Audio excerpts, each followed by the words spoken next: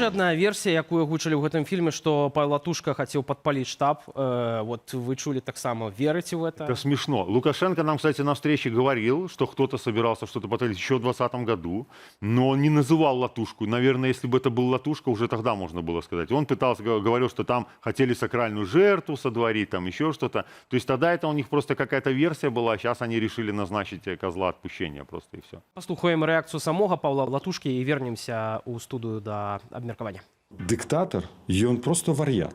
І бачна з гэтага матэрыялу. Пытанне адно.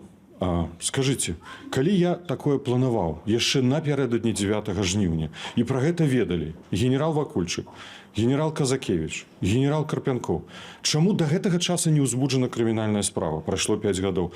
Супраць мяне і групы асобаў, якая планавала гэта нібы зрабіць. Чаму я не быў затрыманы у жніўні, у верасні гэтага года?